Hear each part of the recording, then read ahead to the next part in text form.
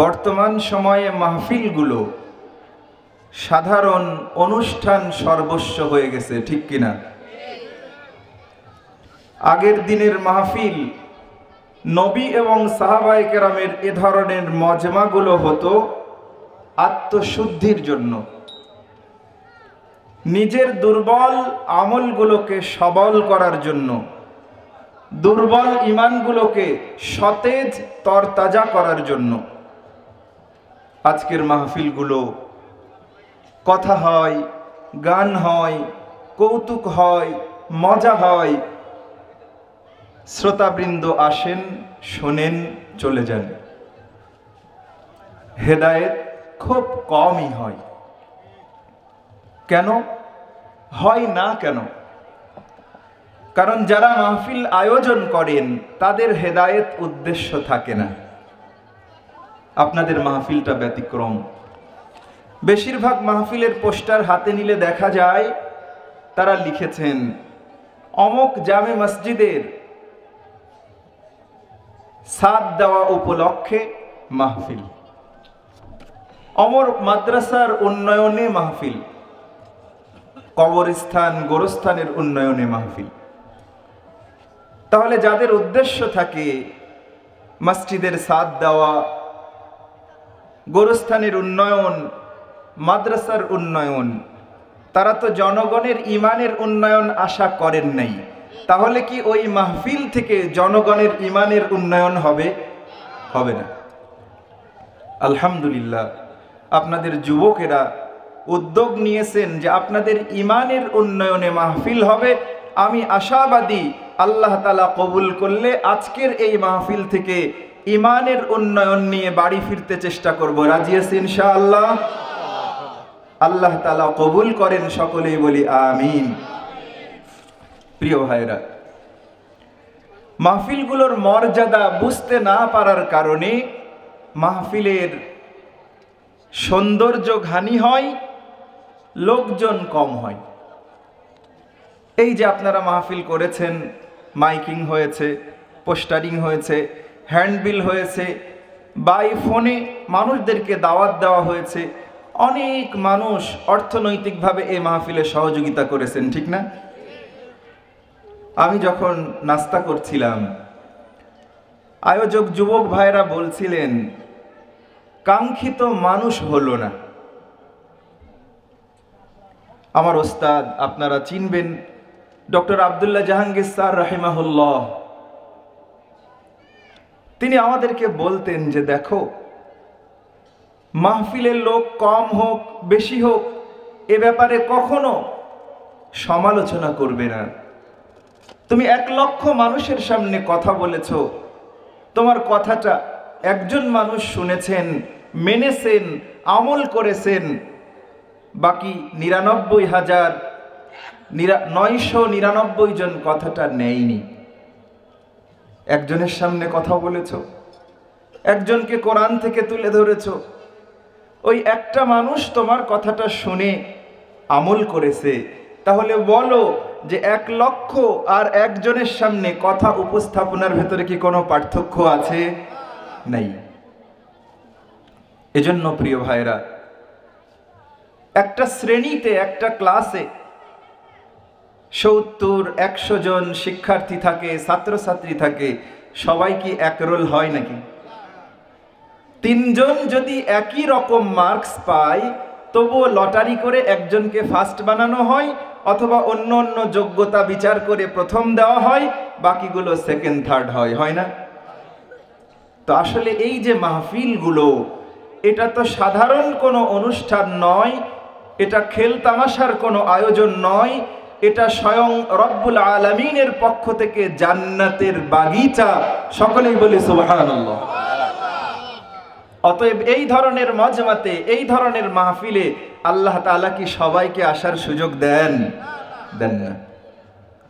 আমি বিভিন্ন জায়গায় বলি, যে বিষয়ে আলোচনা করব সেটা যদি বাদ রেখে শুধু মাহফিলের মর্যাদা কি এই হাদিসগুলো আপনাদেরকে পেশ করি, তাহলে হয়তো গভীর রাত হয়ে যাবে, যে কথা বলতে চেয়েছি সেদিকে আর যাওয়া হবে না।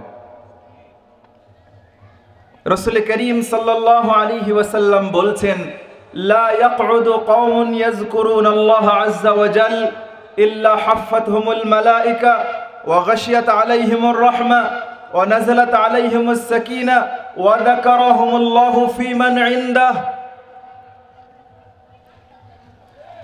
যখন কোন সম্প্রদায়ের মানুষ আল্লাহর স্মরণের জন্য একত্রিত হয়, এক জায়গায় বসে, আল্লাহ তাআলা ওই মাজলিসটাকে মর্যাদাময় ফেরেশতাদেরকে দিয়ে চতুর্দিক থেকে ঘিরে রাখেন। সুবহানাল্লাহ। আল্লাহ তাআলার রহমত বৃষ্টির মতন এই মানুষগুলোর উপরে বর্ষণ হতে থাকে। সুবহানাল্লাহ।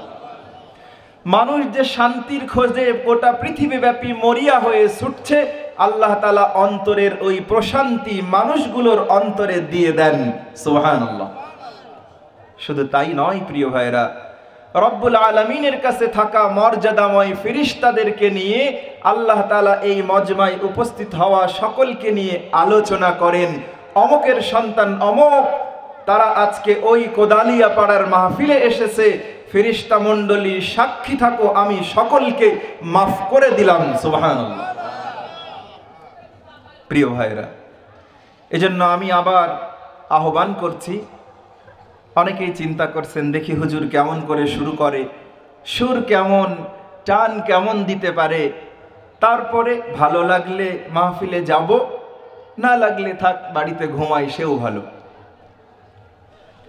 এজন্য প্রিয় ভাইরা, যদি কোনো ব্যক্তি মাহফিলে আসাটা নিজের জ্ঞান অর্জনের জন্য আসেন, আমল করে দুনিয়া আখিরাতে লাভবান হবেন এই নিয়তে আসেন, তাহলে আল্লাহর রসুল সাক্ষী দিচ্ছেন আপনার বাড়ি থেকে বের হওয়া প্রতিটি পদক্ষেপকে আল্লাহর রাস্তায় জিহাদের সমপরিমাণ সওয়াব দিয়ে দেবেন। সুবহানাল্লাহ।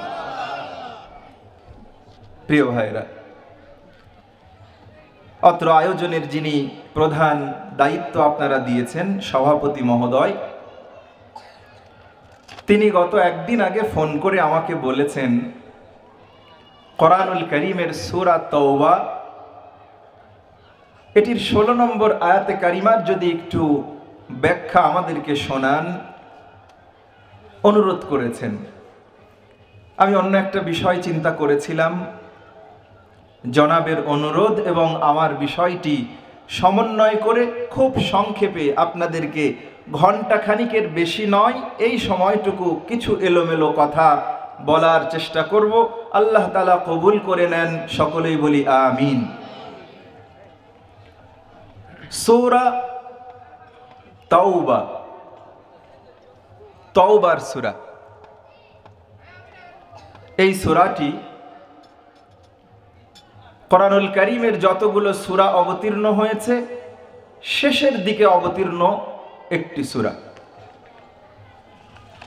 সূরাটি মদিনায় অবতীর্ণ হয়েছে, 129টি আয়াত, 16টি রুকু আছে। অন্য সূরার সাথে এই সূরাটির একটা ব্যতিক্রম হিস্টোরি আছে, সেটি হলো প্রত্যেক সূরার শুরুতে বিসমিল্লাহির রহমানির রহিম এটি যুক্ত আছে, কিন্তু এই সূরার শুরুতে আল্লাহ তাআলা বিসমিল্লাহ উল্লেখ করেন নাই। দুটো কারণ। কেউ কেউ বলেছেন আগের সূরা, সূরা আনফালের এটি একটি অংশ।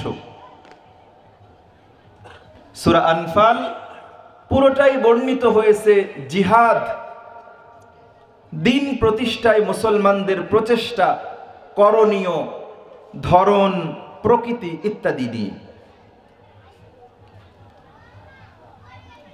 সূরা তাওবার আরেকটি নাম হলো সূরা বারাআত।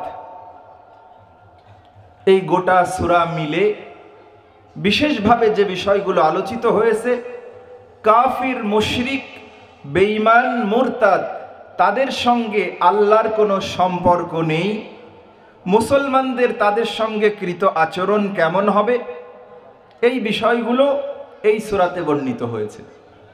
তাহলে বিসমিল্লাহ কেন দেওয়া হয়নি? দুটো উত্তর। একটা হলো এই সূরার ভেতরেও যুদ্ধ সংক্রান্ত বিস্তর আলোচনা করা হয়েছে, অতএব এই সূরাটি হতে পারে সূরা আনফালের অংশ, সেজন্য বিসমিল্লাহ উল্লেখ করা হয়নি।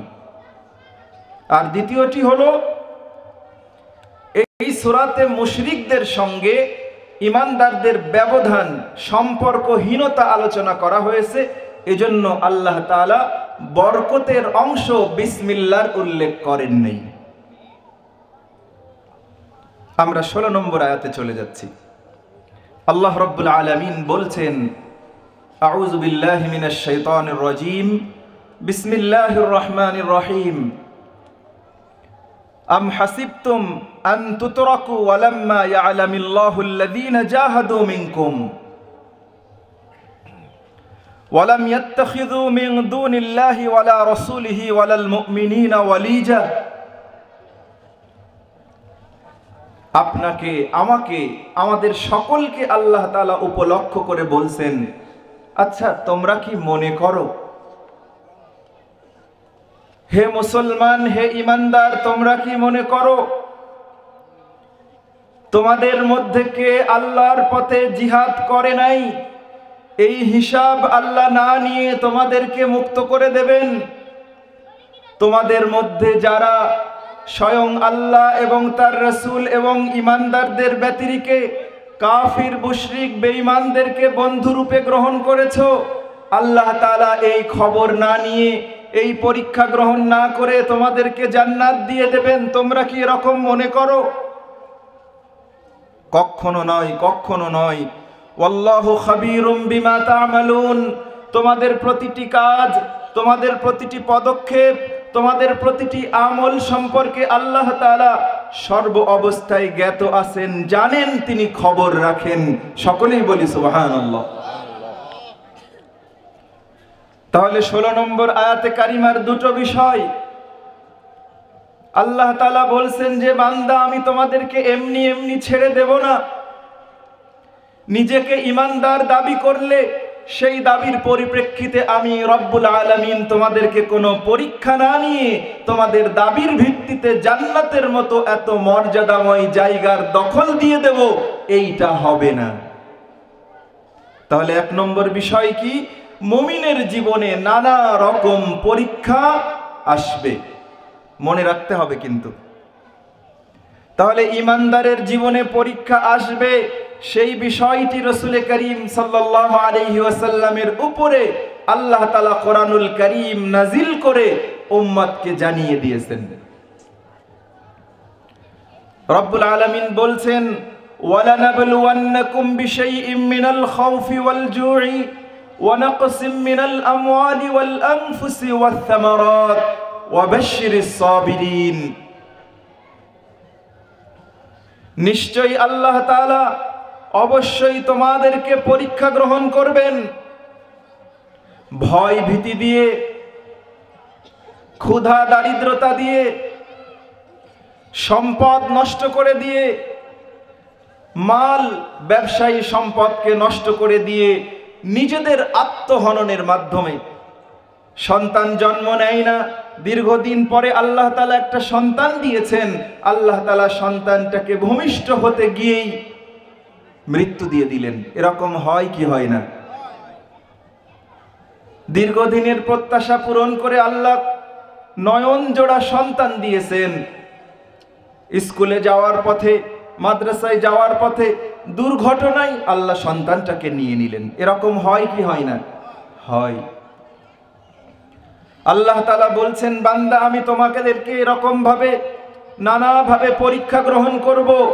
রব্বুল আলামিন বলছেন যে ওয়াবাশশিরিস সাবিরিন, আমার পরীক্ষা আসবে, ফিতনা আসবে, এতে করে যারা উত্তীর্ণ হতে পারবে, পাশ করতে পারবে, তাদের জন্য মহা সুসংবাদের ব্যবস্থা রয়েছে। সুবহানাল্লাহ।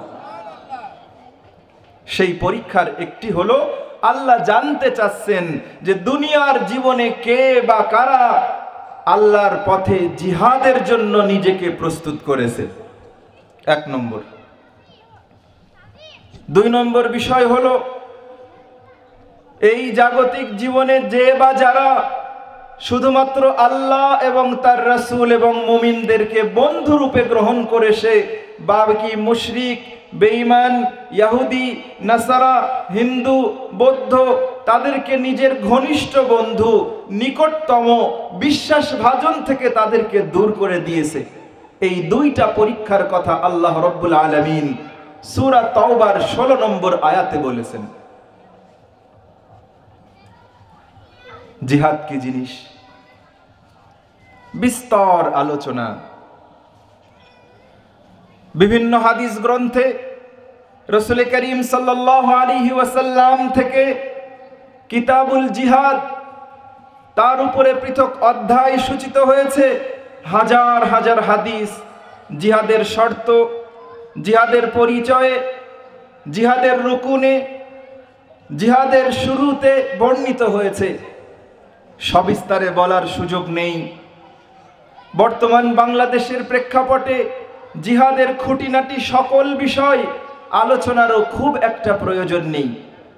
তবে যেই বিষয়টুকু বলা প্রয়োজন বলতে চেষ্টা করব। জিহাদ শব্দের অর্থ হলো প্রাণান্তকর প্রচেষ্টা করা, জীবন থাক অথবা না থাক। একজন মানুষ পানিতে ডুবে গেছে, ওই মানুষটাকে তোলার জন্য আরেকজন পানিতে ঝাঁপ দিয়েছে। যখন একজন মানুষকে হাবুডুবু খেতে দেখেছে, যিনি ঝাঁপ দিয়ে তাকে তুলে নেওয়ার জন্য পানিতে ঝাঁপ দিয়েছেন, পকেটে মোবাইল ছিল, ভিজিটিং কার্ড ছিল, জাতীয় পরিচয়পত্র ছিল, মোটরসাইকেলের লাইসেন্স ছিল, সব ছিল, কিন্তু তিনি এটার তোয়াক্কা করেন নাই। কারণ একজন মানুষ পানিতে ডুবে মারা যাচ্ছে, তার এই জিনিসগুলো ভিজে যাক, নষ্ট হোক, পচে যাক, আবার নতুন করে তৈরি করা যাবে। ওই মানুষটাকে বাঁচানোর জন্য তিনি যেরকম সবকিছুর মায়া ছেড়ে দিয়ে পানিতে ঝাঁপ দিয়েছেন। জিহাদ শব্দের অর্থ হলো যে জীবন থাক অথবা না থাক, চূড়ান্ত চেষ্টা করা, প্রচেষ্টা করা, এর নাম হলো জিহাদ। আমরা মনে করি জিহাদ শব্দের অর্থ হলো অমুসলিমদেরকে যেখানে পাও মেরে ফেলে দাও, এরকম মনে করি না? করেন। জিহাদ শব্দের অর্থ হলো চেষ্টা করা। প্রথমে নিজের সাথে নিজের চেষ্টা করা, দ্বিতীয়ত শয়তানের বিরুদ্ধে সত্যের উপরে অবিচল থাকার চেষ্টা করা, এরপরে জালিম অত্যাচারী তাদের বিরুদ্ধে চেষ্টা করা। এই সব চেষ্টার সর্বশেষ অবস্থা হলো ওই জালিম, ওই শয়তানের দোসরদেরকে প্রতিহত করার জন্য চূড়ান্তভাবে অস্ত্র হাতে তুলে নেওয়া। তাহলে জিহাদ মোট কয় প্রকার? 4 প্রকার। একটা হলো নিজের নফসের বিরুদ্ধে যুদ্ধ ঘোষণা করা। মন চাই নিকটতম পছন্দের আত্মীয়ের ভেতরে সুন্দরী নারীর প্রতি অন্তর প্রলুব্ধ হয়, তাকে ভালোবাসতে ইচ্ছে করে, জীবন সঙ্গী করতে ইচ্ছে করে। মন চাই নাটক সিনেমা দেখে জীবনটাকে উপভোগ করতে, মন চাই মসজিদমুখী না হতে, মন চাই পিতামাতা যে বাইন্ডিংসের মধ্যে বড় করতে চাই সেখান থেকে স্বাধীন জীবন যাপন করতে মন চাই কি চাই না ভাই? রাসূল করিম সাল্লাল্লাহু আলাইহি ওয়াসাল্লাম বলছেন, আল মুজাহিদু মান জাহাদা বিনফসিহি। প্রকৃত মুজাহিদ হলো সেই ব্যক্তি যে তার নিজের অন্তরের প্রবৃত্তির বিরুদ্ধে নিজেকে শক্ত করে দাঁড় করিয়ে দেয়, যে শয়তান আমাকে কাজের ব্যস্ততার ভেতরে মসজিদের দিকে যেতে দিচ্ছে না, আমি শয়তানকে মাইনাস করে মসজিদের দিকে যাব। শয়তান আমাকে প্ররোচিত করে মোবাইল ফোনে অশ্লীলতা, নগ্নতা, নাটক, সিনেমা দেখতে, আমি শয়তানের বিরুদ্ধে দাঁড়িয়ে যাব শক্তভাবে, যে যতই শয়তান আমাকে প্ররোচিত করুক না কেন আমি মোবাইলের অপব্যবহার করব না। বাবা মা যা বলে নিজে অজুহাত পেশ করে বাবা মাকে পাশ কাটিয়ে বন্ধুর সঙ্গে আড্ডা দিতে বেরিয়ে যায়। নফসের জিহাদ হলো, মূল যুদ্ধের আগের জিহাদ হলো বাবা মায়ের কথাকে মূল্যায়ন করে পিতামাতার সন্তুষ্টি চিত্তে তাদের মান্য করা। এটা হলো সবচাইতে বড় জিহাদ। হযরত সাহাবায়ে কেরাম মূল জিহাদের আগে তারা যে জিহাদ করেছেন, ইমানের উপরে অবিচল থেকেছেন, ছোট্ট ছোট্ট দুটো ঘটনা মনে পড়ে গেল, আপনাদের সমীপে পেশ করি। মুহাম্মদুর রাসূলুল্লাহ সাল্লাল্লাহু আলাইহি ওয়াসাল্লাম এই তরুণ এবং যুবক বয়সে গোটা আরব উপত্যকায় সবচাইতে সত্যবাদী, সবচাইতে আমানতদার, সবচাইতে বিশ্বাসী এই উপাধিগুলো তিনি পেয়েছিলেন। দেখতে দেখতে বয়স যখন 40 হয়ে গেল, আল্লাহর পক্ষ থেকে ওহী অবতীর্ণ হলো। রাসূল করিম সাল্লাল্লাহু আলাইহি ওয়াসাল্লাম মানবতাকে উদ্দেশ্য করে বললেন, ইয়া আইয়ুহান নাস কুলু লা ইলাহা ইল্লাল্লাহ তুফলিহু। হে মানবতা, হে আরব উপদ্বীপের মানুষেরা, তোমরা এক আল্লাহর সাক্ষী দাও, তোমরা জাগতিক জীবনে এবং পরলৌকিক জীবনে সফল হয়ে যাবে। সকলেই বলি সুবহানাল্লাহ। যেই মানুষটা এতদিন সবার কাছে গ্রহণযোগ্য ছিল, সবার কাছে প্রিয় পাত্র ছিল, বিশ্বাসী ছিলেন, আল আমিন ছিলেন, আজকে এই একত্ববাদের দাওয়াত দেওয়ার কারণে সকলেই নিন্দা করতে লাগলেন। চাচা, নিকটাত্মীয় সবাই তাকে নিন্দা করতে লাগলেন যে তুমি আমাদের বাপ দাদার ধর্মে কালিমা লেপন করতে এসেছো, এই দাওয়াত আমাদেরকে দিচ্ছ। সেই নবীর আহ্বানে যে সকল স্বর্ণ যে মানুষগুলো একত্রিত হয়েছিলেন তাদেরকে আমরা সাহাবী হিসেবে চিনি। সেই সাহাবীদের মধ্যে প্রথম ষষ্ঠতম ইসলাম গ্রহণকারী ছিলেন হযরতে খাব্বাব ইবনুল আরত রাদিয়াল্লাহু তাআলা আনহু। খুব মনোযোগ দিয়ে শুনুন, হযরতে খাব্বাব রাদিয়াল্লাহু তাআলা আনহু নজদের মানুষ ছিলেন। আপনারা জানেন যে আরবের দিনে আরবে মানুষদেরকে বাজারে পণ্যের মতো ক্রয় বিক্রয় করা হতো। হযরতে খাব্বাব ইবনুল আরত যেই গ্রামে, যেই অঞ্চলে বসবাস করতেন, মরুভূমির দস্যুরা তাদের উপরে আক্রমণ চালিয়ে তাদের সমস্ত মালামাল সহ তাদেরকে কব্জ করে নেয়। পুরুষদের সকলকে মেরে ফেলে, নারী এবং শিশুদেরকে বাঁচিয়ে রাখে। হযরতে খাব্বাব ইবনুল আরত রাদিয়াল্লাহু তাআলা আনহু সেই শিশু অবস্থায় ডাকাত দলের হাতে ধরা পড়ে হাত বদল হতে হতে মক্কার বাজারে তিনি বিক্রি হয়ে যান। এক মহিলা তাকে কিনে নেয়। হযরতে খাব্বাব ইবনুল আরত রাদিয়াল্লাহু তাআলা আনহু অত্যন্ত বিচক্ষণ, সুঠাম দেহের অধিকারী, কর্মঠ, বুদ্ধিমান, কিন্তু তিনি ভাগ্যক্রমে দাস হয়ে গেছেন, চাকর হয়ে গেছেন। বাজারে বিক্রি হয়েছে, একজন কিনে এনে তাকে বাড়িতে চাকর হিসেবে কাজ করাচ্ছেন। মহিলা কিনে আনার পরে বুঝতে পারলেন এই চাকর, এই দাস বিচক্ষণ, বুদ্ধিমান, শক্তিশালী, অনুগত, অতএব আরবের বাজারে সবচাইতে দামি কাজটা আমি তাকে দিয়ে করাবো। কি কাজ? অস্ত্র হলো সব কিছুর চাইতে ক্ষমতাবান। যার হাতে অস্ত্র থাকে, নেতৃত্ব তার থাকে। ইউরোপ, আমেরিকা, রাশিয়া, চীন, যাদের হাতে পারমাণবিক অস্ত্র আছে, গোটা পৃথিবীর ক্ষমতা তাদের কাছে না? হযরতে খাব্বাব ইবনুল আরত রাদিয়াল্লাহু তাআলা আনহুকে তিনি একটা কামারের কাছে পাঠিয়ে দিলেন অস্ত্র বানানো শিখলেন। তাকে অস্ত্রের একটা কারখানা তৈরি করে দিয়ে বসিয়ে দিলেন। তিনি অস্ত্র বানান, বিক্রি করেন, মনোযোগ দিয়ে কাজ করেন। তার প্রস্তুতকৃত অস্ত্র গোটা আরবের মধ্যে সুখ্যাতি লাভ করল।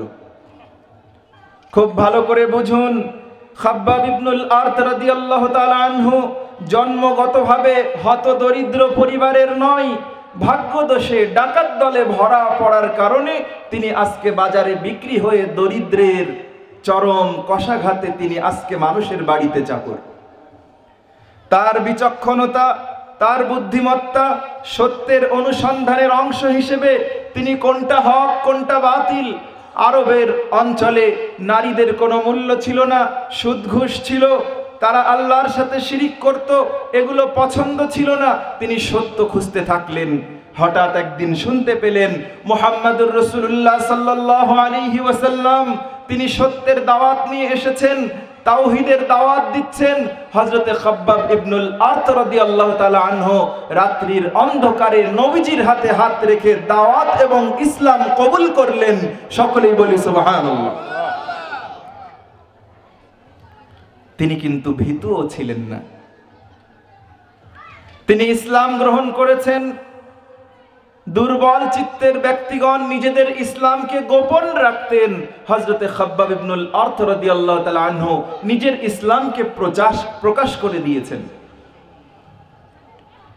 যখনই খাব্বাব রাদিয়াল্লাহু তাআলা আনহুর ইসলামের বিষয়টি প্রকাশ পেয়েছে, তার উপরে অমানবিক থেকে অমানবিকতর অত্যাচার নেমে এসেছে, তাকে যখন এই সংবাদ শুনল, উক্ত মহিলার ভাইয়েরা সহ প্রত্যেকেই তার উপরে চড়াও হয়ে চড় থাপ্পড় লাথি ঘুষি এমনভাবে তার উপরে তারা আক্রমণ করে বসলো, হযরতে খাব্বাব ইবনুল আরত রাদিয়াল্লাহু তাআলা আনহুর মতন সুঠাম দেহী যুবক মাটিতে অজ্ঞান হয়ে পড়ে গেছে।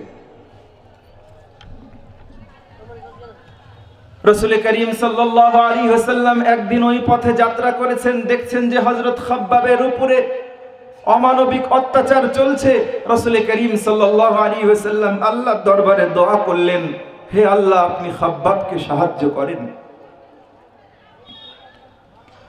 হযরত খাব্বাব রাদিয়াল্লাহু তাআলা আনহুকে মরুভূমির উত্তপ্ত বালিকণার উপরে পোশাক পরিচ্ছদ খুলে রেখে টেনে হিচড়ে লোহার বর্ম পরে উত্তপ্ত মরুভূমিতে সূর্যের আলোতে তাকে শুইয়ে রাখা হতো। দীর্ঘ সময় অতিবাহিত হওয়ার পরে খাব্বাব ইবনুল আরত রাদিয়াল্লাহু তাআলা আনহুকে বলা হতো যে মুহাম্মদ সাল্লাল্লাহু আলাইহি ওয়াসাল্লাম সম্পর্কে এখন তোমার বক্তব্য বলো। হযরতে খাব্বাব রাদিয়াল্লাহু তাআলা আনহু সাক্ষী দিতেন, আমি সাক্ষ্য দিচ্ছি মুহাম্মাদুর রাসূলুল্লাহ সাল্লাল্লাহু আলাইহি ওয়াসাল্লাম আল্লাহর প্রিয় রাসূল এবং বান্দা, তিনি সত্য দিন নিয়ে এসেছেন, আমি সেই সত্য দিনের অনুসারী। সকলেই বলি সুবহানাল্লাহ। হযরতে খাব্বাবকে জিজ্ঞেস করা হতো, লাত উজ্জা মানাত এ সকল মূর্তি পূজার ব্যাপারে বলো। হযরতে খাব্বাব নিজের জানের ভয় করতেন না, নিজের জীবনের মায়া করতেন না, তিনি তাদের সামনে বুক ফুলিয়ে উত্তর দিতেন, এ সকল জড় মূর্তি যাদের ন্যূনতম উপকার অপকার করার কোনো ক্ষমতা নাই, এগুলোর ইবাদত যারা তোমরা করো তারা তোমরা মুশরিক এবং তোমাদের জন্য চিরস্থায়ী জাহান্নাম অপেক্ষা করছে। এই ঈমান দীপ্ত অবস্থায় হযরতে খাব্বাব রাদিয়াল্লাহু তাআলা আনহু অস্ত্র প্রস্তুতের যে হাঁপড় টানতেন, কয়লাগুলো যখন প্রজ্বলিত হতো, হযরত খাব্বাবের একত্ববাদের বিপরীতে যখন তারা শিরিকের প্রত্যাশা করতেন, হযরতে খাব্বাব স্বীকৃতি না দেওয়ার কারণে ওই আগুনের অগ্নিকুণ্ডের উপরে হযরত খাব্বাবকে হাত পা বেঁধে শুইয়ে দেওয়া হতো। হযরতে ওমর ফারুক রাদিয়াল্লাহু তাআলা আনহুর শাসনামল গোটা পৃথিবীর অর্ধেকের বেশি জায়গা ইসলামের পতাকা উড্ডীন হয়েছে। হযরতে ওমর রাদিয়াল্লাহু তাআলা আনহু হযরত খাব্বাবকে একদিন তার রাজ দরবারে মেহমান হিসেবে ডেকেছেন, সম্মানিত করার জন্য। হযরতে খাব্বাব রাদিয়াল্লাহু তাআলা আনহু আমিরুল মুমিনিন ওমর রাদিয়াল্লাহু তাআলা আনহু হযরত খাব্বাবের ভূয়সী প্রশংসা করছেন, আপনারা ইসলামের প্রথম যুগের সৈনিক, আপনাদের আত্মত্যাগের বলে ইসলামকে আল্লাহ তাআলা সুদূর প্রসারী হিসেবে কবুল করেছেন। হযরতে খাব্বাব রাদিয়াল্লাহু তাআলা আনহুর মলিন চেহারা দেখে হযরতে ওমর কারণ জানতে চাইলেন। হযরতে খাব্বাব রাদিয়াল্লাহু তাআলা আনহু তার পিঠ থেকে চাদরটা সরিয়ে হযরতে ওমরের দিকে পিঠ ঘুরিয়ে দিয়েছেন। হযরতে ওমর অঝর নয়নে কাঁদছেন, দেখেন হযরতে খাব্বাবের পিঠের প্রতিটি জায়গায় পরতে পরতে এমন গর্ত হয়ে আছে যেখানে আঙ্গুল ঢুকে যায়।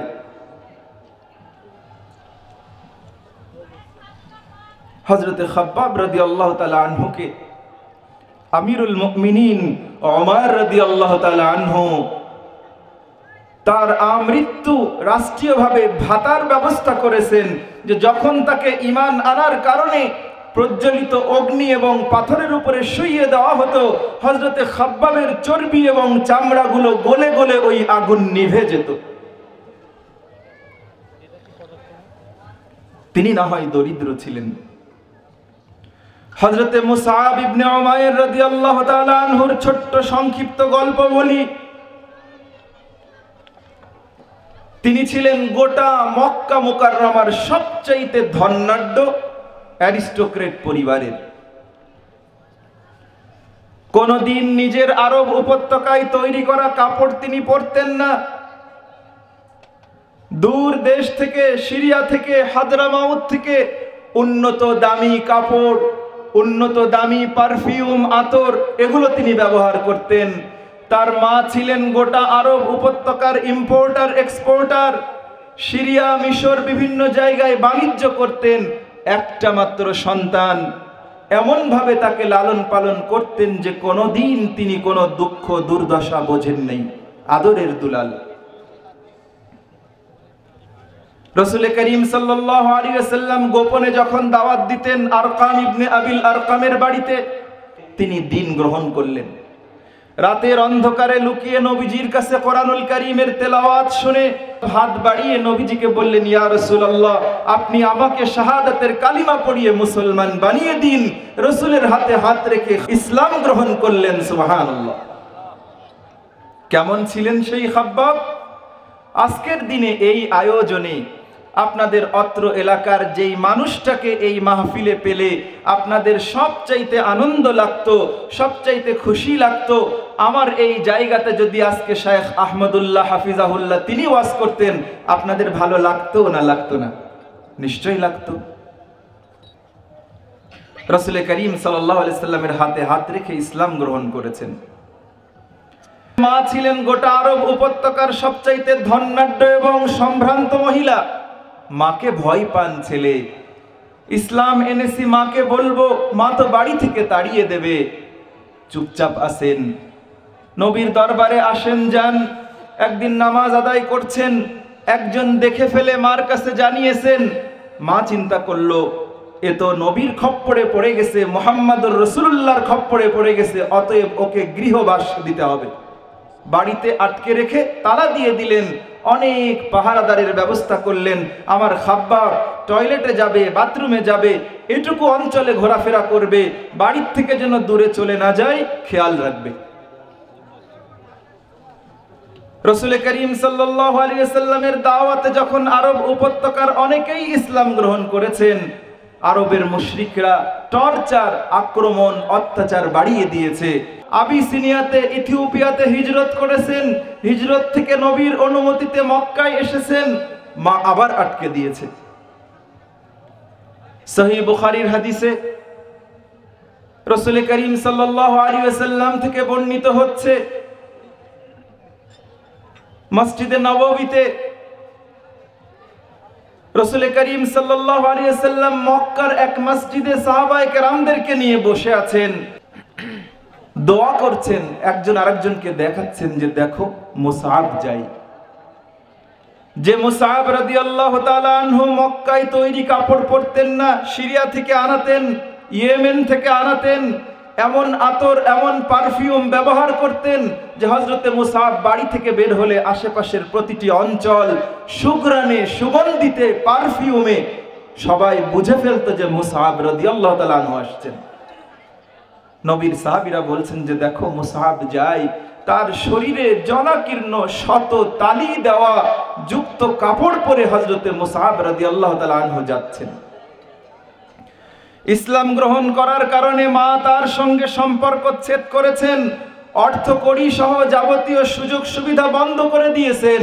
কিন্তু এই মুসআব রাদিয়াল্লাহু তাআলা আনহুকে ইসলাম থেকে, ঈমান থেকে, তার সম্পদের জন্য মায়ের ভালোবাসা থেকে আলাদা করা যায়নি।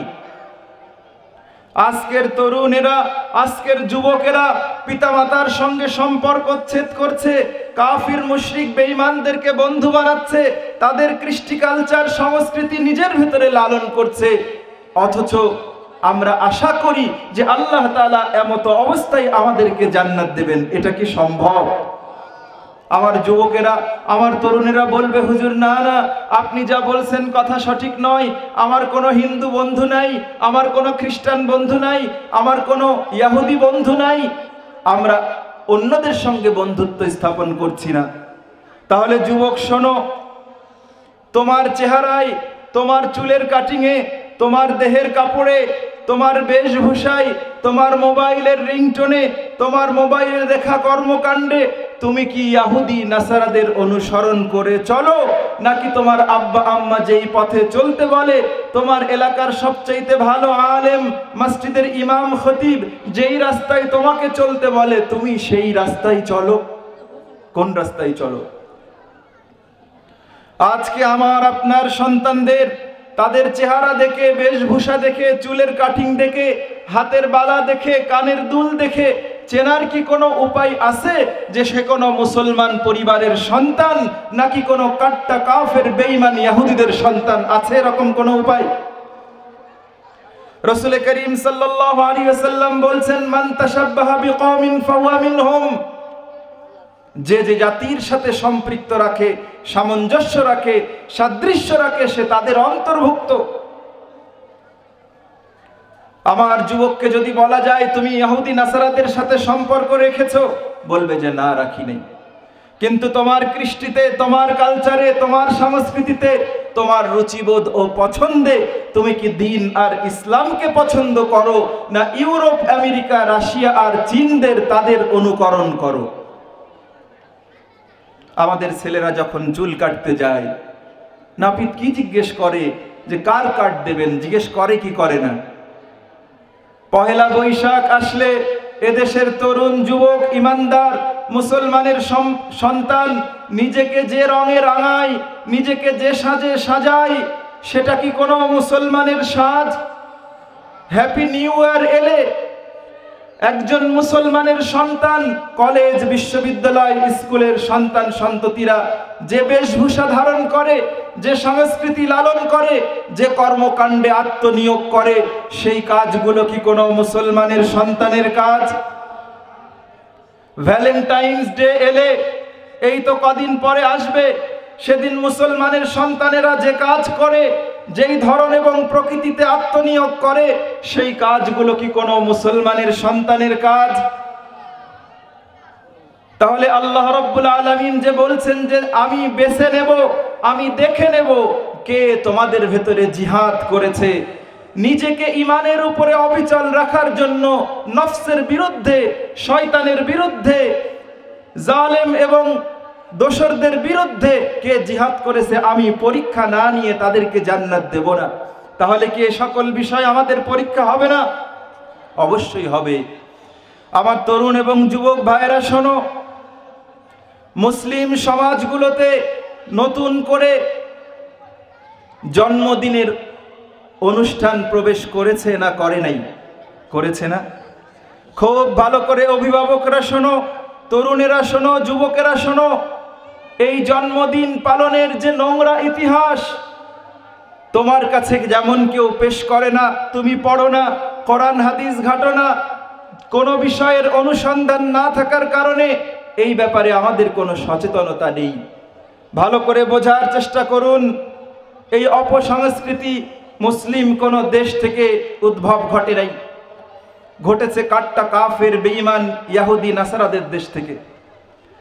পারিবারিক অবক্ষয় যখন বৃহৎ আকার ধারণ করেছে, পরিবার না থাকার কারণে অবৈধ সম্পর্কে জড়িয়ে গেছে, যারও সন্তান জন্ম লাভ করতে শুরু করেছে।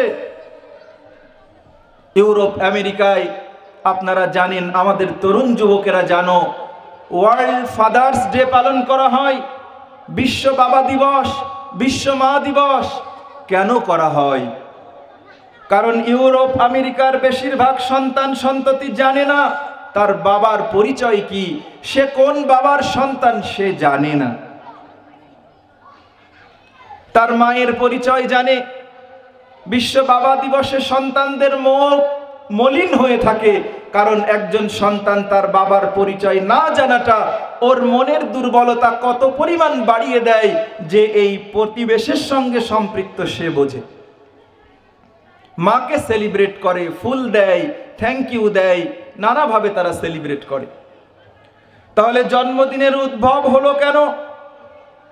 আপনারা অনলাইন খুঁজে দেখেন, আলেম ওলামাদের লেখাগুলো পড়েন। প্রতি বছর নতুন জন্ম নেওয়া সোসাইটিকে তারা জানায় যে দেখো, আমাদের বাবার পরিচয় জানি না, কিন্তু আমাদের একটা মা আছে, আর সেই মায়ের ঔরস থেকে জন্ম হয়েছি, কিন্তু আমার মা পতিতা নয়, বেশ্যাবৃত্তি করে না, সে সোশ্যাল, সামাজিক মা। এ কারণে তার সোসাইটিকে জানায় যে আসলে আমার পিতৃ পরিচয় নাই, তবে মায়ের পরিচয় আছে, অতএব আমরা সামাজিক প্রাণী। এটা তার পরবর্তী সোসাইটিকে জানানোর জন্য প্রতি বছর তার জন্মের দিনে অনুষ্ঠান করে, আয়োজন করে, কেক কাটে, মানে পার্টি স্প্রে করে, বেলুন ফোলায়, যেন সোসাইটি জানে যে এ যারও সন্তান হলেও এমন নয় যে পতিতাদের সন্তান। আজকে মুসলিম সমাজে নামাজি, বেনামাজি, হাজি, গাজী প্রত্যেকের পরিবারে ইহুদিদের ষড়যন্ত্রের অংশ হিসেবে প্রতি বছর নিজ সন্তানের জন্মদিন পালনের এই অপসংস্কৃতি আমাদের সমাজে ঢুকেছে না ঢোকে নাই?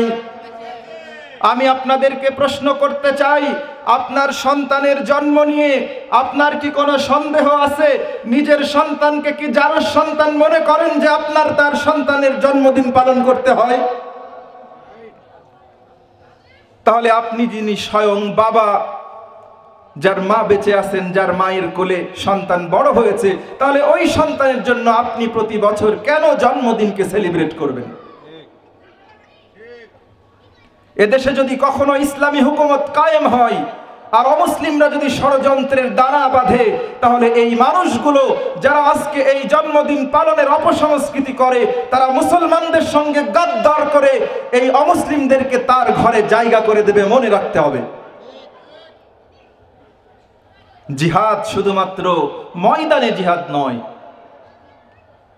আমি আজকে তরুণ প্রজন্মকে, অভিভাবকদেরকে অনুরোধ করব, আপনার ব্যক্তি জীবনে যদি আমলের দুর্বলতা থাকে, সকাল সন্ধ্যায় যদি আপনি কোরআনুল কারীমের তেলাওয়াত করতে ব্যর্থ হন, যদি জিকির করতে নাও পারেন, নফল নামাজ এবং রোজা যদি কমও পড়তে পারেন, তারপরেও এই ধরনের অপসংস্কৃতি ইহুদি খ্রিস্টানদের আমাদের পরিবেশের ভিতরে ঢুকিয়ে দেওয়া ষড়যন্ত্রের জালে পা দেবেন না।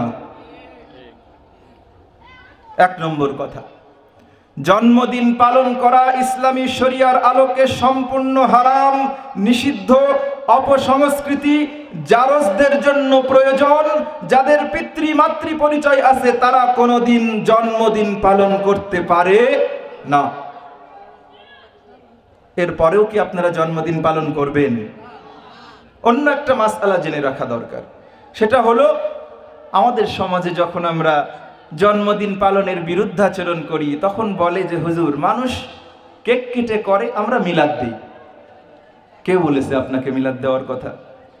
নবী, সাহাবায়ে কেরাম নবীজির সময় থেকে 100, 200, 300, 500 শতাব্দীর ভেতরে কেক কাটে নাই, মিলাদ দিয়ে জন্মদিন করেছে। এরকম কোন নজির কি আমাদের কাছে আছে? নাই। অতএব মন্দ দিয়ে হোক, ভালো দিয়ে হোক, আপনি কেন এটা করবেন? তবে এ কথা দ্বারা এটাও বুঝেন না যে আপনাকে মিষ্টান্ন, কেক খেতে আমরা নিষেধ করছি। আপনার কেক খেতে ইচ্ছে করে, আপনি খান, 3 দিন আগে খান, 1 দিন পরে খান, কিন্তু ওই দিন ঘটা করে, আয়োজন করে, ওই সংস্কৃতির সঙ্গে সূত্র রেখে আপনাকে এটা করতে হবে কেন? আমরা করব না ইনশাআল্লাহ। কে রাজি আছেন? হাত তুলে আল্লাহকে দেখান। আল্লাহ তাআলা আমাদের এই অপসংস্কৃতি থেকে সমাজকে হেফাজত করেন, আমিন। আমি অনেক সময় বোঝার জন্য বলি, আজকে মুসলমানদের চেতনাগুলো নষ্ট হয়ে যাওয়ার কারণে 365 দিনের বছরে স্কুলে পড়া, কলেজে পড়া, বিশ্ববিদ্যালয়ে পড়া ছেলেরা 3 বার বছর পালন করে। একটা হলো বঙ্গাব্দ পহেলা বৈশাখ, আর একটা হলো হ্যাপি নিউ ইয়ার, খ্রিস্টীয় শতাব্দী। মুসলমান হিসেবে হিজরি না পালন করলে কেমন হয়? সেদিনও একটু হয়তো মসজিদ মাদ্রাসার দিকে যায়, কেউ কেউ যায়।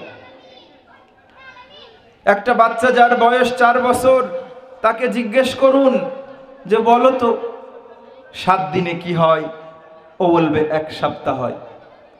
ওকে যদি জিজ্ঞেস করা যায় বলো তো 30 দিনে কি হয়, ও বলবে মাস হয়। ওকে যদি জিজ্ঞেস করা যায় 365 দিনে কি হয়, ও বলবে বছর হয়। একটা শিশু সন্তান সেও জানে 365 দিন সময় লাগে একটা বছর হতে।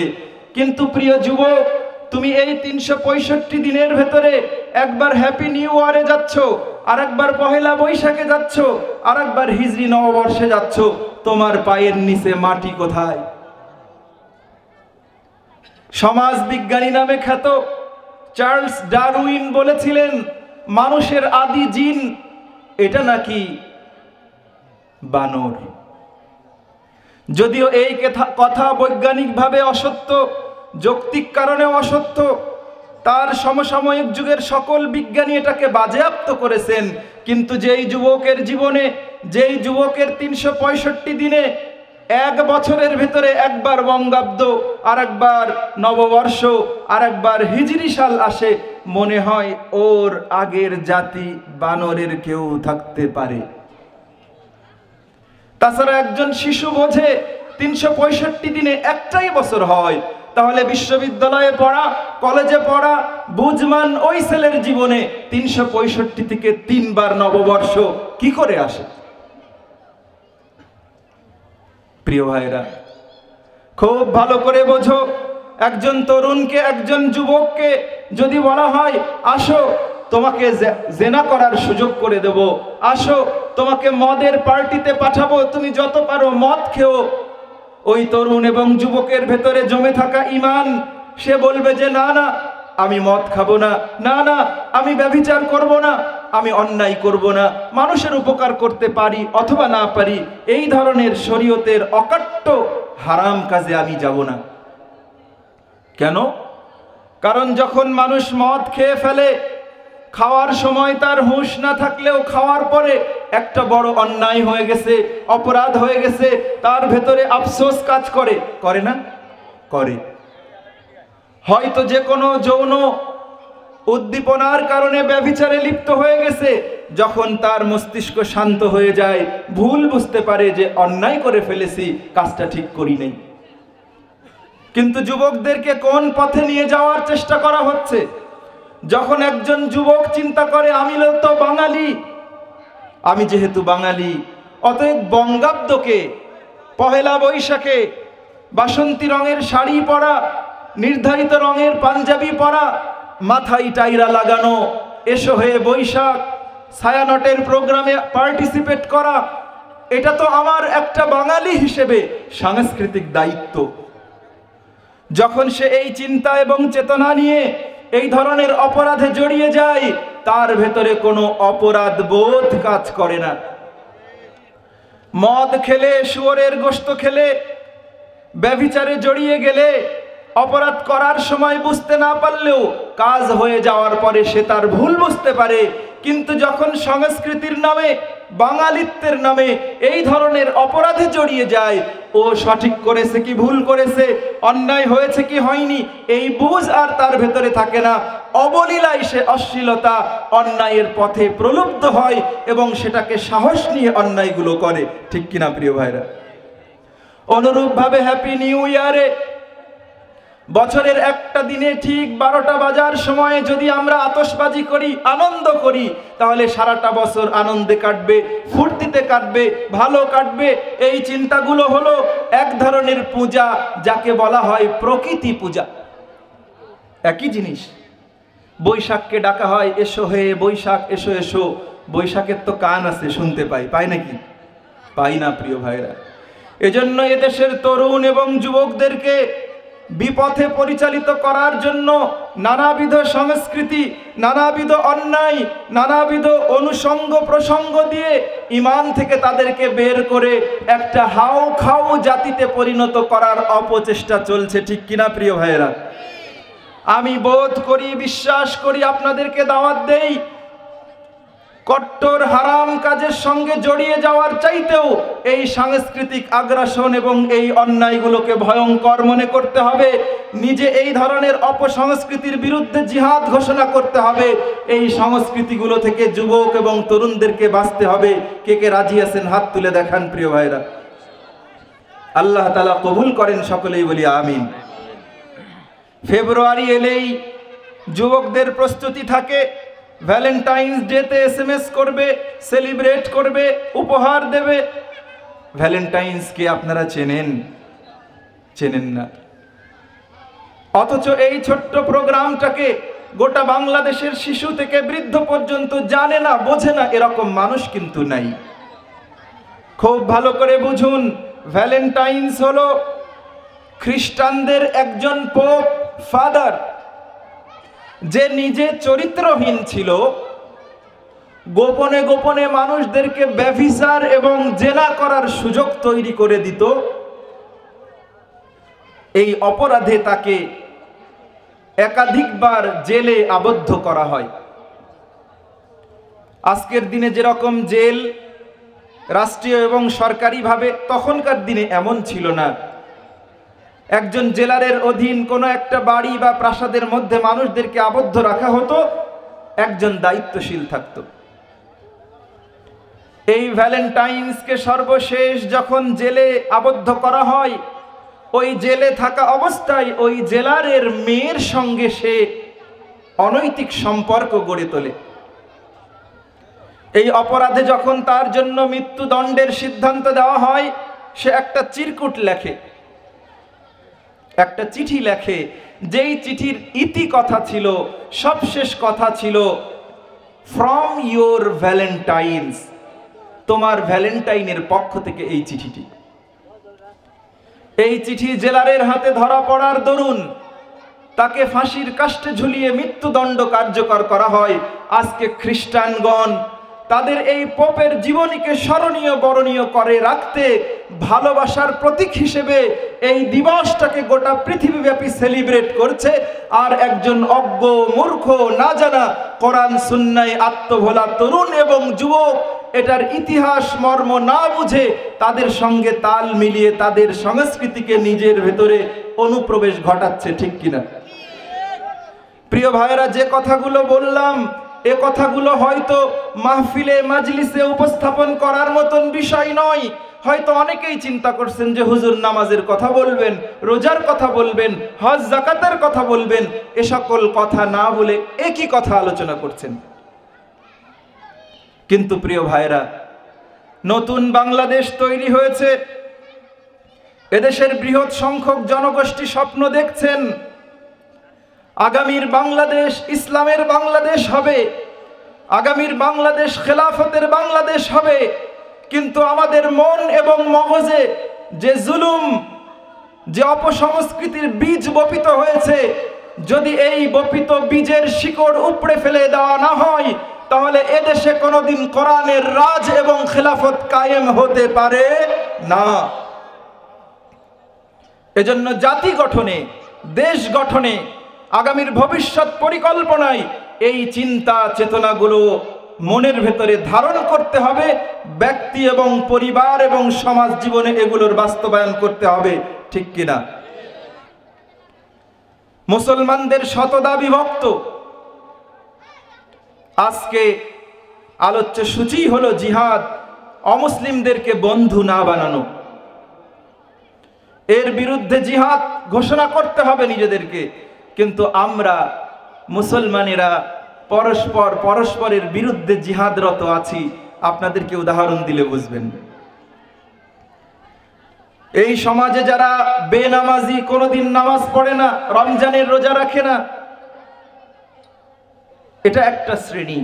আর একটা শ্রেণী হলো আল্লাহর একত্ববাদের স্বীকৃতি দেয়, নবীজিকে রাসূল হিসেবে স্বীকৃতি দেন, 5 ওয়াক্ত নামাজ পড়েন, রোজা রাখেন, হজ করেন, যাকাত দেন। এই শ্রেণীর মানুষের ভেতরে ইসলাম সম্পর্কে নানান রকম বিধান নিয়ে তাদের ভেতরে পারস্পরিক ঝগড়া, বিবাদ, কোন্দল। নামাজে আল্লাহু আকবার বলে হাত বুকে বাঁধবো, পেটে বাঁধবো, নাভিতে বাঁধবো, না বেঁধে ছেড়ে দেব। ওয়ালাদ-দাল্লিন পড়ার পরে আমিন জোরে বলবো না আস্তে বলবো? কাতারে দাঁড়ানোর সময় পা ফাঁকা করে না গুছিয়ে? আত্তাহিয়াতুতে আঙ্গুল নাড়াবো না নাড়াবো না? তারাবি 20 রাকাত হবে না 8 রাকাত হবে? এগুলো নিয়ে মুসলমানদের পারস্পরিক ঝগড়া বিবাদ, যুদ্ধ, জিহাদ নিজেদের ভেতরে আছে না নাই? আমার ওস্তাদ রাহিমাহুল্লাহ গল্প বলতেন, পকেটমারের গল্প। পকেটমার প্রতিদিন পকেট মারার মানসিকতায় সকালবেলা বাড়ি থেকে বের হয়, বাজার থেকে ব্যাংকে, ব্যাংক থেকে অফিসে। একদিন ব্যাংকের সামনে দাঁড়িয়ে আছে, দেখে যে একজন ভদ্রলোক ব্যাংক থেকে একটা বড় টাকার বান্ডিল পকেটে নিয়ে বের হচ্ছে। পকেটমার চিন্তা করলো যে পাইছি আজকে একটা ক্লায়েন্ট, কাস্টমার। কিন্তু যার কাছে এই মোটা বান্ডিল সে বেচারাও সচেতন, পকেটের দিকে খেয়াল রেখেছে। ব্যাংক থেকে পকেটমার পিছু পিছু অফিস গেছে, পারে নাই। অফিস থেকে আবার সে অফিসিয়াল কাজে বাইরে বেরিয়েছে, টার্গেটে রেখেছে, পারে নাই। অফিস টাইম শেষ করে বাড়ি যাওয়ার পথে বাড়ি থেকে বলা বাজার সদাই কেনার জন্য মার্কেটে গেছে, সেখানেও পকেট মারতে পারে নাই। সকাল থেকে সন্ধ্যা ঘনিয়ে এসেছে, পকেটমার উদ্দেশ্য সাধন করতে পারে নাই। পকেটমারের লস হয়ে গেল না? আর কতক্ষণ ধৈর্য ধরবে? একটা পর্যায়ে বিরক্ত হয়ে তার বাড়িতে ঢুকে যাবে, এই মুহূর্তে রাস্তা থেকে একটু ধুলো কুড়িয়ে এই কলারের পেছনে ছিটিয়ে দিয়েছে। এই কি হলো কি হলো কি হলো? ফাঁক দিয়ে পকেটমার ওই বান্ডিলের বাকি টাকাটা নিয়ে চম্পাট। মুসলমানদেরকে খুব ভালোভাবে বুঝতে হবে, টাকা যেরকম মূল্যবান, ইমানদার মুসলমানদের সবচাইতে মূল্যবান সম্পদ হলো ব্যক্তির ঈমান। ঠিক কিনা? আজকে মুসলমানদেরকে নানান রকম ভাবে তাদের উপরে ইসলামী শরীয়তের ছোট ছোট বিষয়গুলো ছিটিয়ে দেওয়া হয়েছে। মুসলমানেরা তাদের নামাজের পদ্ধতি নিয়ে, আমিন বলা নিয়ে না নিয়ে, মুনাজাত নিয়ে, কিয়াম নিয়ে, মিলাদ নিয়ে, তারাবির রাকাত সংখ্যা নিয়ে পরস্পরে মতদ্বন্দ্ব, তারা বিবাদ বিসংবায় জিহাদে রত হয়েছে। আর ফাঁক দিয়ে তারা ইমানটা চুরি করে নিয়ে মুসলমানদেরকে ইমান শূন্য করে ফেলছে। এরপরে এই জাতির উপরে আল্লাহর সাহায্য আসা বন্ধ, তাদেরকে পুতুলের মতন যেমন খুশি নাচানো যাবে। ঠিক কিনা?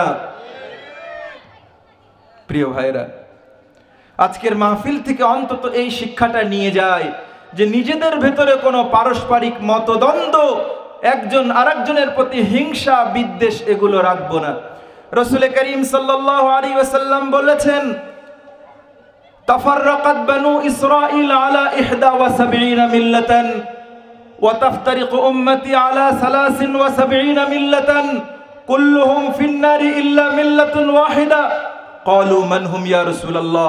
ক্বালা মা আনা আলাইহি ওয়া আসহাবি।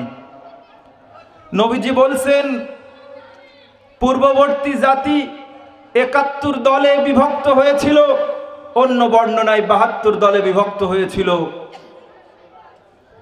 আমার উম্মত 73 দলে বিভক্ত হবে, প্রত্যেক দল জাহান্নামে যাবে, এক দল ছাড়া। রাসূল করিম সাল্লাল্লাহু আলাইহি ওয়াসাল্লাম বললেন, ইয়া রাসূলুল্লাহ, তারা কারা যারা জান্নাতে যাবে? রাসূল করিম সাল্লাল্লাহু আলাইহি ওয়াসাল্লাম খুব সহজে ছোট্ট একটা উত্তর দিয়েছেন, জান্নাতে যাওয়া ওই দলটা হলো তারা যারা আমি আর আমার সাহাবীদের নীতি এবং আদর্শের উপরে অবিচল থাকবে, তারা জান্নাতে যাবে। সুবহানাল্লাহ।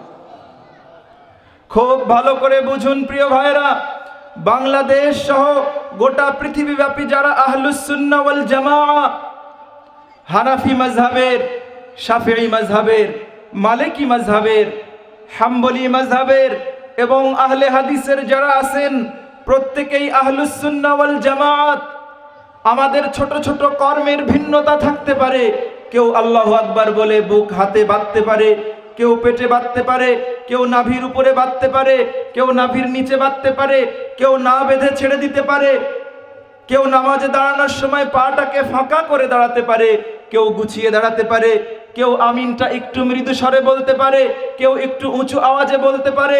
এগুলো ইসলামী শরীয়তের কোনো ভিন্নতা নয়, এগুলো ইসলামী শরীয়তের কোনো মতভেদীয় বিষয় নয়, বরং এগুলো ইসলামের সৌন্দর্য, প্রশস্ততা। যদি এখান থেকে বলা হয় যে আমরা ভেড়ামারা বাজারের পারে যাব, কোন দিক দিয়ে যাব?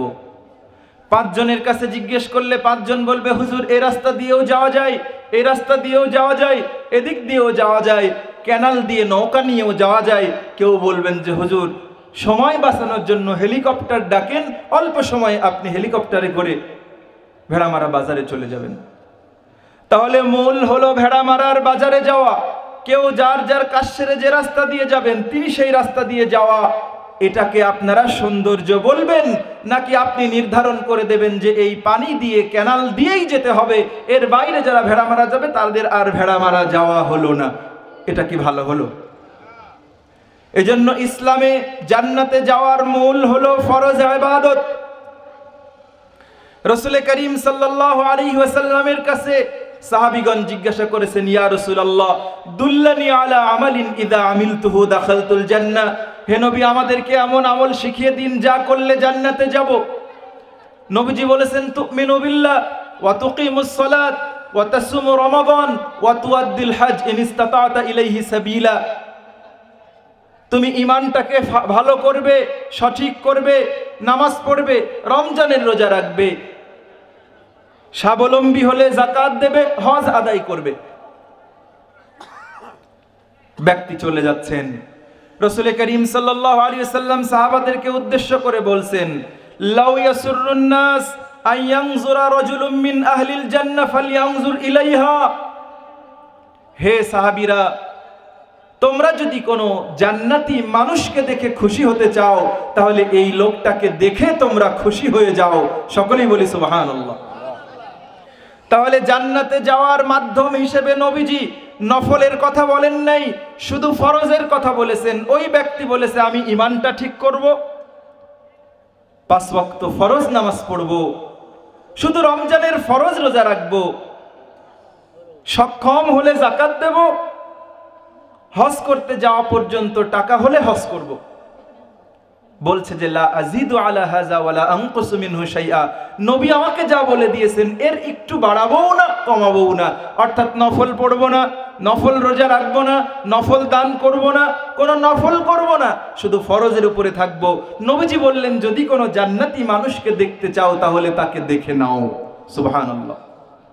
তাহলে নামাজে হাত বাঁধার জায়গা নির্ধারণ, পা ফাঁকা অথবা ভিড়িয়ে দাঁড়ানো, আমিন আস্তে বলা, জোরে বলা, এগুলো ইসলামী শরীয়তে ফরজ না, ওয়াজিব পর্যায়ের না, কোনোটা মুস্তাহাব, কোনোটা নফল, কোনোটা সাধারণ সুন্নাত। ধরুন আপনি 2টো ছেলেকে স্কুলে পাঠান, প্রত্যেককে যাওয়ার সময় 1 টাকা 1 টাকা করে দিয়ে দেন। টিফিনে 2টা চকলেট কিনে খাবে। একদিন আপনার কাছে 2 টাকা নাই, 1 টাকা আছে। দুজনকে সুন্দর করে বুঝিয়ে বলেছেন যে বাবা আজকে তো 2 টাকা নাই, তোমাদেরকে 1 টাকা দিলাম, 8 আনা দামের চকলেট দুজন হয়তো 1 একটা করে কিনে খাবে, অথবা একটা চকলেট কিনে দুজন ভাগ করে খাবে। তাহলে কি আপনার এত বেশি চিন্তা করার দরকার আছে যে ওদেরকে 1 টাকা দিতে পারলাম না, ওরা তো এটা নিয়ে মারামারি করে এক ভাই আরেক ভাইকে মেরে ফেলবে? এত বেশি চিন্তায় কি যাওয়ার দরকার আছে কিনা? বুঝিয়ে দিয়েছেন যে কালকে তোমাদেরকে আবার দুজনকে 2 টাকাই দেব। তাহলে ওরা হয়তো একটু গন্ডগোল করবে, একজনের ভাগ কম বেশি হলে এমন এমন করবে, কিন্তু একজন আরেকজনকে মেরে ফেলবে এরকম ভয় কি তার বাবা পাবে? পাবে না। ঠিক তেমনি ইসলামী শরিয়াতে এই যে আল্লাহু আকবার বলে বুকে, পেটে, নাভিতে, নাভির নিচে অথবা হাত না বেঁধে ছেড়ে দেওয়া, এই 5টা পদ্ধতি নবীজি থেকে, সাহাবায়ে কেরামের কর্মকাণ্ড থেকে প্রমাণিত। আমি অনেক সময় মজা করে বলি যে আচ্ছা বলেন তো কে এ যাবৎকালে দেখেছেন যে আল্লাহু আকবার এরকম করে বাঁধতে কে দেখেছেন? কেউ কি দেখেছেন? গোটা পৃথিবীর কেউ কি দেখেছে? কেউ দেখেনি। কারণ এভাবে হাত বাঁধার কথা নবীজির সুন্নাতে, সাহাবায়ে কেরামের আসারে কোথাও আসে নাই। তাহলে যেই কয়টা পদ্ধতি আমাদের কাছ পর্যন্ত এসেছে, কোনো না কোনো রাস্তা আছে। যেরকম ভেড়ামারা যাওয়ার রাস্তা বিভিন্ন রকম হতে পারে, এখন আমার সাথে কোরআনের সম্পর্ক নাই, সুন্নাতের সম্পর্ক নাই, আলেমদের সম্পর্ক নাই। এই মূর্খতার কারণে আমি মানুষদেরকে বলি, বলো তো যে আল্লাহ এক, কোরআন এক, রসুল এক, তাহলে এক কাজের ব্যাপারে এত মত থাকবে কেন? যিনি এই প্রশ্নটা করেন তার এই প্রশ্নটা সঠিক কিনা বলেন তো? কখনো সঠিক নয়। কারণ বুঝতে হবে যে ইসলাম শুধুমাত্র 2025-এর জন্য নয়, আর এই ভেড়ামারা কুষ্টিয়ার অঞ্চলের জন্য নয়। নবীজির মৃত্যু হয়েছে প্রায় 1500 বছর আগে, এবং কিয়ামত পর্যন্ত যতদিন পৃথিবী থাকবে, গোটা বাংলাদেশ নয়, এশিয়া মহাদেশ নয়, ইউরোপ মহাদেশ নয়, গোটা পৃথিবী সহ গোটা অঞ্চলব্যাপী ইসলাম প্রবির্ভ্রমণ করবে। বিভিন্ন অঞ্চল, রুচি পছন্দ, আবহাওয়া, বিভিন্ন জায়গায় ইসলামের এক এক প্রয়োজনে এক একটা গ্রহণ করা হবে। এইটা ইসলামের ভিন্নতা নয়, এইটা ইসলামের মতভেদ নয়, এইটা ইসলামের সৌন্দর্য এবং প্রশস্ততা। সুবহানাল্লাহ বলেন। কিন্তু এই সৌন্দর্য আর প্রশস্ততাগুলো দিয়েই আমাদের মধ্যে ভুল বুঝিয়ে দলাদলি তৈরির অপচেষ্টা চলছে। যদি নিজেরা এই দলাদলিগুলোকে মীমাংসা করে নিতে না পারি, আমার ডানে দাঁড়িয়েছেন যিনি পা ফাঁক করে, আমার বামে যিনি দাঁড়িয়েছেন তিনি জোরে চিল্লিয়ে আমিন বলছেন, আমার ওই পাশে দাঁড়িয়েছেন যিনি, তিনি আঙ্গুলটাকে এরকম করে নাড়াচ্ছেন, নামাজের ভেতরেই আমার মনে হয় যে আমার মতো করে কেন নামাজটা পড়ে না, এ নিশ্চয়ই অন্য কোনো দলে। যতদিন পর্যন্ত মুসলমানের অন্তরে ইমানের ভালোবাসার কারণে আরেকজন মুসলমানের প্রতি তার ভ্রাতৃত্বের দরদ তৈরি না হবে, রাষ্ট্রে সংসদে ইসলাম কায়েম হলেও হতে পারে, কিন্তু সেই কায়েম হওয়া ইসলামকে বেশি দিন টিকিয়ে রাখা যাবে না। মানসিকতা বদলাতে হবে, ইমানি চেতনা বদলাতে হবে, মুসলিম ভ্রাতৃত্বের বোধ জন্ম দিতে হবে। সাহাবায়ে কেরাম যেটা করতেন খুব ভালো করে বুঝুন। রাসূল করিম সাল্লাল্লাহু আলাইহি ওয়াসাল্লামের জামাতা, ইসলামের চতুর্থ খলিফা হযরতে আলী রাদিয়াল্লাহু তাআলা আনহুর সময়ের কথা বলছি, যেই সময় খারেজিগণ, যারা ইসলাম থেকে খারেজ হয়েছিলেন, বের হয়ে গিয়েছিলেন কিছু মাসআলাকে কেন্দ্র করে, সাহাবায়ে কেরামের প্রতি তারা খুবই বিরক্ত এবং কঠোর হস্তে তাদেরকে দমন করেছেন, সাহাবীদেরকে মেরেছেন, তাদের পরিবারের সদস্যদেরকে জবাই করেছেন, তাদের ঘর বাড়ি পুড়িয়ে দিয়েছেন। হযরতে আলী রাদিয়াল্লাহু তাআলা আনহুকে জিজ্ঞাসা করা হয়েছে তাদের ব্যাপারে সিদ্ধান্ত কি, এরা কি মুসলমান না বেঈমান? হযরতে আলী রাদিয়াল্লাহু তাআলা আনহু বলছেন যে আমি কি করে তাদেরকে বেঈমান বলবো? অথচ তারা নামাজ পড়ে, রাতভর তাহাজ্জুদ পড়ে, কোরআনুল কারীম সবচাইতে বেশি তেলাওয়াত করে। এই ইবাদতগুলো করার পরে সাহাবীদেরকে মারছে, পরিবার জ্বালিয়ে দিচ্ছে, সন্তানদেরকে হত্যা করছে। এরপরেও সাহাবীরা বলেন নাই যে তারা কাফির হয়ে গেছে, মুরতাদ হয়ে গেছে, বেঈমান হয়ে গেছে। আলী রাদিয়াল্লাহু তাআলা আনহু বলছেন তারা আত্মপূজায় গোমরা হয়ে গেছে, আমরা চেষ্টা করি তাদেরকে ফিরিয়ে আনা যায় কিনা। আর বাংলার আনাচে কানাচে যদি অনলাইনে খোঁজেন, ইউটিউবে খোঁজেন, দেখা যাবে ডক্টর আব্দুল্লাহ জাহাঙ্গীর স্যার ইহুদিদের দালাল, আব্দুর রাজ্জাক বিন ইউসুফ আহলে হাদিসের দালাল, অমক হুজুর কাফের, অমক মুরতাদ, অমক বেঈমান। তাহলে আমার ভাষ্যমতে উনি কাফের, ওনার ভাষ্যমতে আমি কাফের, আরেকজনের ভাষ্যমতে উনি কাফের। তাহলে মুসলমান কে? প্রিয় ভাইরা, শুধু এই মেসেজটুকুই আপনাদের কাছে দেই, যাবতীয় অপসংস্কৃতির বিরুদ্ধে সর্বপ্রথম জিহাদ গড়ে তুলুন। যে আমি নামাজ পড়ি অথবা না পড়ি, আমি সিজদা দেই অথবা না দেই, আমি জিকির করি অথবা না করি, অমুসলিমদের পাতা ষড়যন্ত্রের জালে আমি পা দেব না, সিদ্ধান্ত নেওয়া যাবে না ইনশাআল্লাহ। 2 নম্বর বিষয় হলো গোটা মুসলিম উম্মাহকে ইমানের কারণে ভালোবাসবো। এটা একটা ফরজ ইবাদত। আল্লাহ তাআলা কোরআনুল কারীমে বলছেন ওয়াতাসিমু বিহাবলিল্লাহি জামিআন ওয়া লা তাফাররাকু, তোমরা আল্লাহর রজ্জুকে, আল্লাহর দড়িকে, রশিকে শক্ত করে ধরো, পরস্পর বিচ্ছিন্ন হইও না। রাসূল করিম সাল্লাল্লাহু আলাইহি ওয়াসাল্লাম বলছেন সায়াকুনু ফি আখিরিজ জামানি উনাসুন ইউহাদ্দিসুনাকুম বিমা লাম তাসমাউ আনতুম ওয়ালা আবাউকুম ফাইয়াকুম ওয়া ইয়াহুম। আখেরি জামানায় শেষ যুগে এমন কিছু মানুষ তোমাদেরকে এমন এমন কথা বলবে যা তোমরা আগে কোনোদিন শোনো নাই, তোমাদের বাপ দাদাদের মুখে শোনো নাই। ওই সকল মানুষদের কথা শোনা থেকে বিরত থাকবে, তাদের সংস্রব থেকে নিজেদেরকে বাঁচাবে ঈমান বাঁচানোর তাগিদে। আজকের দিনে আমার বড় কষ্ট হয়, বাংলাদেশে অনেক বড় বড় ফাউন্ডেশনের চেয়ারম্যান, অনেক বড় বড় কর্ণধার মিডিয়া ব্যক্তিত্ব, তারা যখন সুদের বিরুদ্ধে কম বলেন, ঘুষের বিরুদ্ধে কম বলেন, দুর্নীতির বিরুদ্ধে কম বলেন, ফরজ পর্দার বিরুদ্ধে কম বলেন, যৌতুকের বিরুদ্ধে কম বলেন, এগুলো খুব কম বলেন, কিন্তু নামাজে কোথায় হাত বাঁধবো, দল্লিন জল্লিন বলবো, আমিন আসতে হবে না জোরে হবে, মুনাজাত হবে কি হবে না, এই ধরনের বিষয় তারা এত বলেন যে আমাদের এই জনসাধারণ বিভ্রান্ত হয়ে যায় যে কার কথা শুনবো। ঠিক না ভাই? খুব ভালো করে মনে রাখতে হবে, ইসলামী শরিয়ায় যা ফরজ তা তো ফরজ, যা নফল তা নফল। নফল হলো একটা বড় গাছ, তার মূল বডিটা হলো ফরজ, এরপরে মোটা ডাল দুটো ওয়াজিব, তারপরে ডালগুলো সুন্নাত, এরপরে মুস্তাহাব এবং নফল। একটা বড় ডাল গাছকে যেরকম ওই আগার দিকের পাতা ভেঙে নিলে, খড়ির জন্য ডাল কেটে নিলে ওই গাছটা মারা যায় না, ইসলামী শরিয়ার এই সকল বিধানগুলো হলো ওই শাখা প্রশাখার মতো। এগুলোর কারণে কোনো মুসলিম, কোনো মুমিন জান্নাত এবং জাহান্নামের অধিকারী হয় না। নফল সুন্নাত মুস্তাহাব পালন করলে জান্নাতে তার সৌন্দর্য বাড়ে, মর্যাদা বাড়ে, কিন্তু জান্নাত প্রাপ্তির জন্য তাকে ফরজ করতে হয়।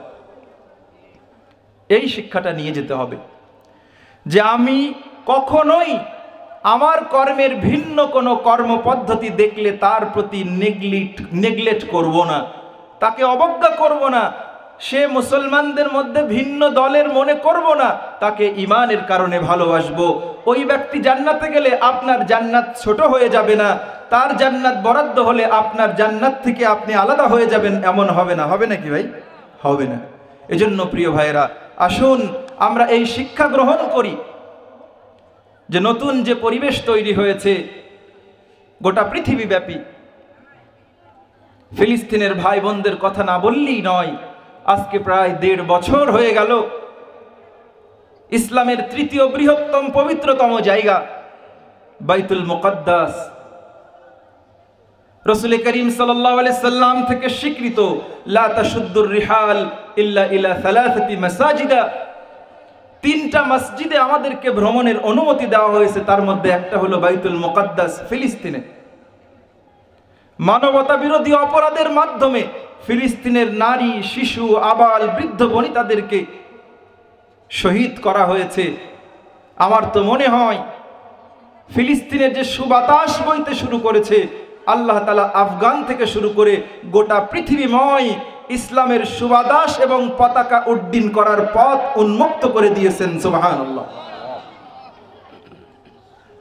2001 থেকে 22 পর্যন্ত আফগানের আনাচে কানাচে বিশ্বের পরাশক্তি আমেরিকা লেজ গুটিয়ে তারা রাতের অন্ধকারে পালিয়ে গেছে, যাই নাই? ঠিক তেমনি নেতানিয়াহুর এই আল্লাহ এবং জনসাধারণের শত্রু দুশ্মন, তারাও কিন্তু অতি সহজে এখান থেকে যুদ্ধবিরতিতে আসে নাই।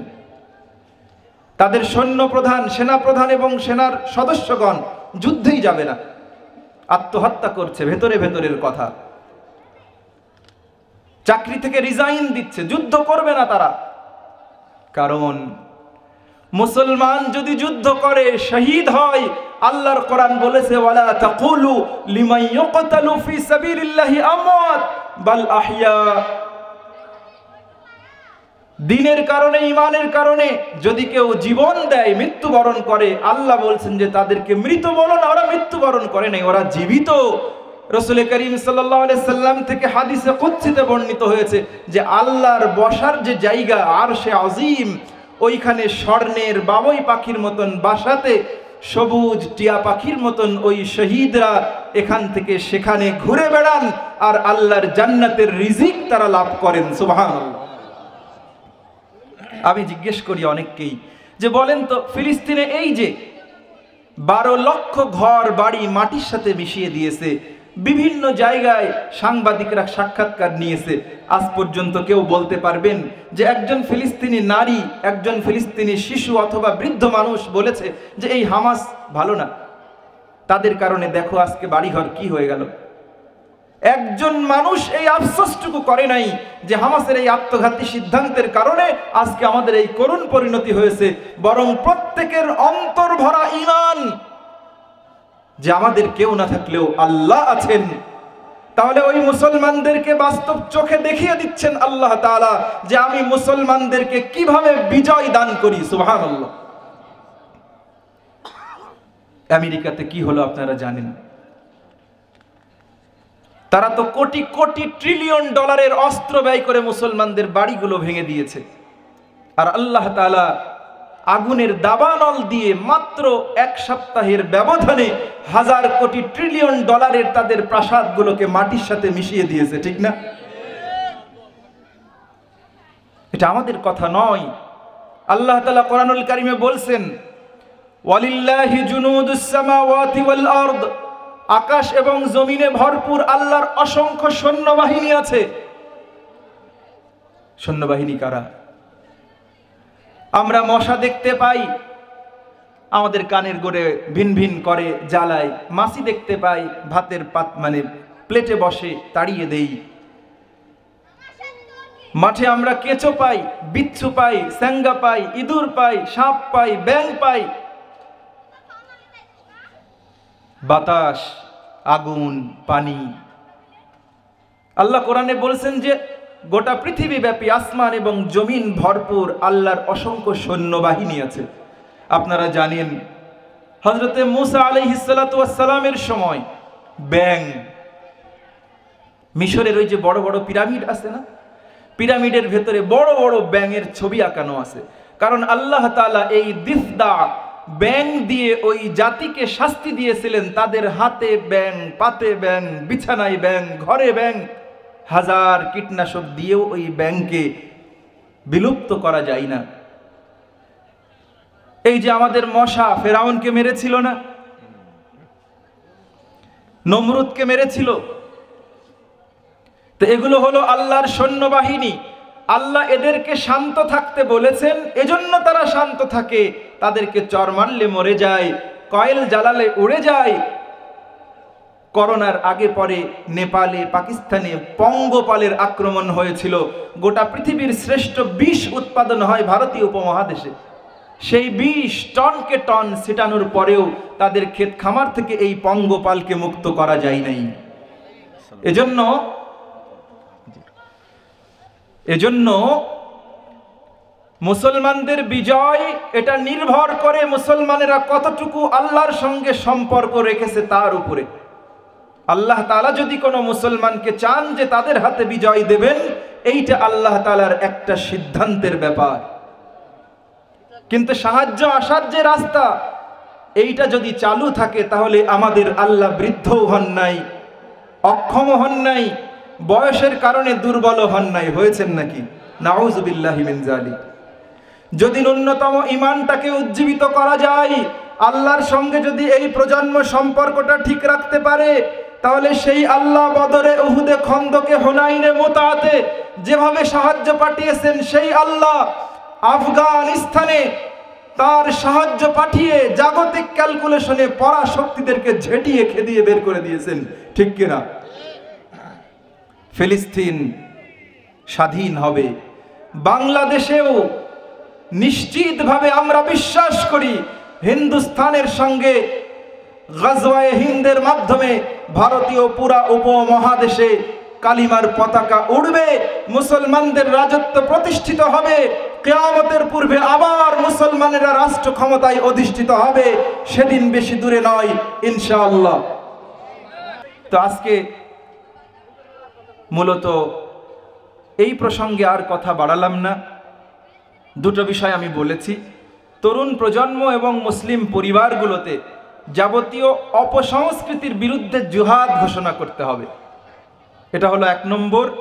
2 নম্বর হলো নামাজের ধরন, আমিন বলা, নাও বলা, মিলাদ কিয়াম যাই থাক না কেন, যতক্ষণ পর্যন্ত একজন ব্যক্তি আল্লাহর একত্ববাদের সাক্ষী দেন, মুহাম্মাদুর রাসূলুল্লাহকে নবী এবং শেষ নবী হিসেবে মানেন, ততক্ষণ পর্যন্ত ওই ব্যক্তিকে আপন ভাইয়ের মতন ইমানদার ভাই হিসেবে তাকে ভালোবাসতে হবে, তার প্রতি মহব্বত করতে হবে। তার যদি কোনো ভুল ত্রুটি আপনার চোখে পড়ে, তাহলে অত্যন্ত হৃদ্যতার সাথে ভালোবাসা নিয়ে শ্রদ্ধা ভরে তার সংশোধনের চেষ্টা করতে হবে। এই দুটো মেসেজ মূলত আজকে আপনাদের সমীপে পেশ করেছি। আমি এই প্রসঙ্গে আর কথা বলছি না। আপনারা দীর্ঘ সময় ধরে ধৈর্য ধরে কথাগুলো শুনেছেন।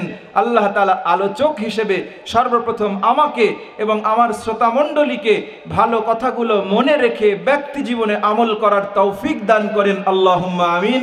ওয়া আখির দাওয়ানা আনিল হামদুলিল্লাহি রাব্বিল আলামিন। সুবহানাকাল্লাহুম্মা বিহামদিকা আশহাদু আল্লা ইলাহা ইল্লা আনতা আস্তাগফিরুকা ওয়া আতুবু ইলাইক। ওয়াসসালামু আলাইকুম ওয়া রাহমাতুল্লাহি ওয়া বারাকাতুহু।